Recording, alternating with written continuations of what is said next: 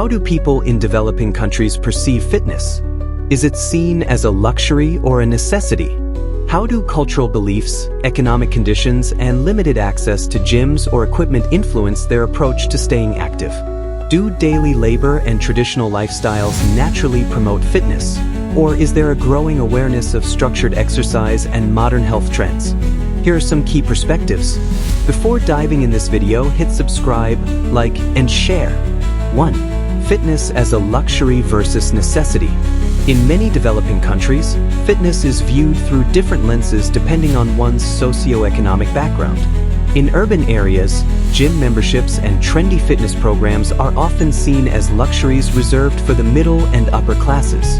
Meanwhile, in rural communities, physical labor is already ingrained in daily life, whether it's farming, construction, or carrying heavy loads, making formal exercise seem unnecessary.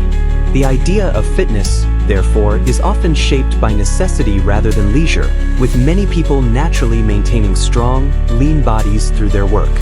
2. Traditional and functional fitness. Instead of structured workouts, many rely on traditional and functional fitness methods to stay in shape. Daily activities such as walking long distances, cycling, and manual labor provide an organic form of exercise. Martial arts and traditional sports also play a significant role in maintaining physical strength and agility. For example, Kushti wrestling in India and capoeira in Brazil are deeply rooted in their respective cultures, blending combat training with full-body conditioning. These time-honored practices offer a holistic approach to fitness that goes beyond aesthetics, emphasizing skill, discipline, and endurance. 3. Limited access to gyms and equipment.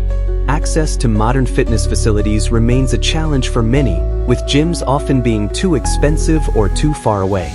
In response, some individuals turn to creative solutions, building their own makeshift home gyms using sandbags, water jugs, or concrete dumbbells. Parks and open spaces become workout areas where bodyweight exercises and group activities take the place of costly gym memberships. This resourcefulness reflects the adaptability of people who prioritize fitness despite financial or infrastructural limitations. 4. Social stigma and gender barriers. Social and cultural expectations also influence fitness participation, particularly for women.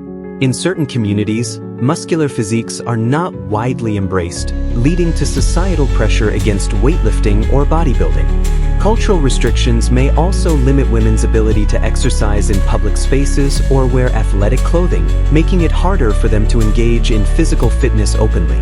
Despite these barriers, many women find ways to stay active, whether through home workouts, female-only fitness groups, or traditional dance forms that double as exercise.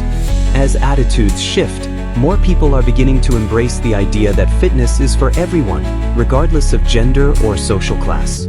5. Focus on body image and status.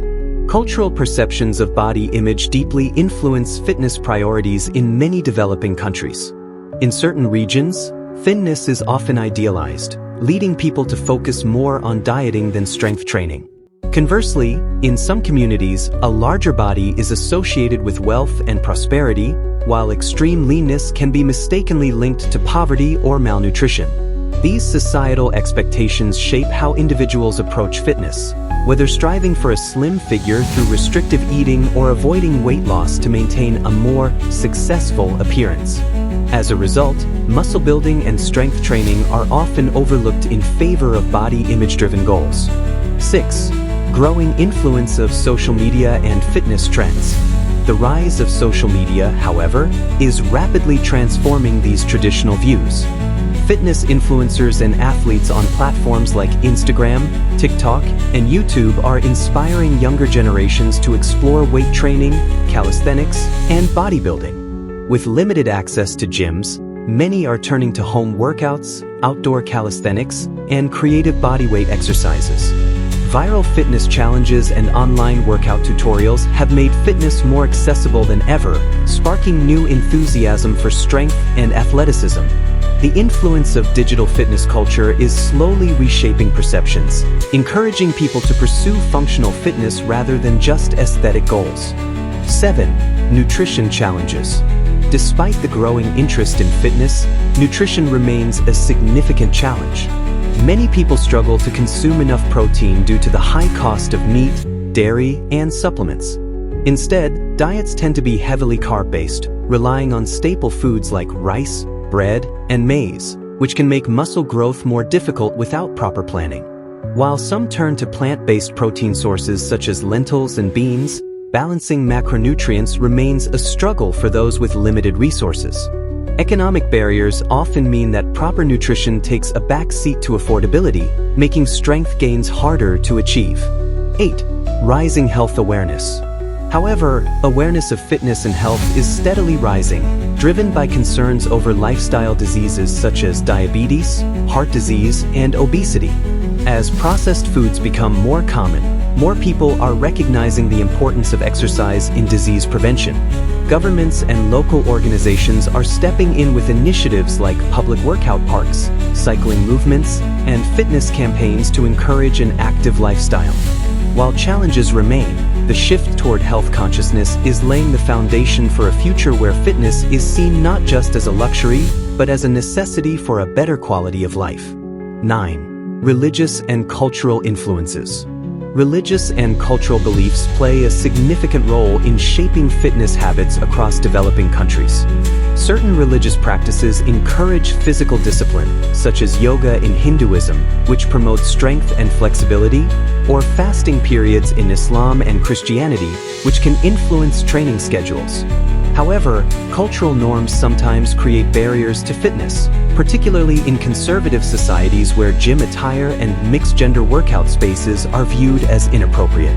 These limitations can discourage participation in structured fitness programs, forcing individuals to seek alternative ways to stay active within the bounds of cultural expectations. 10. Government policies and public fitness infrastructure.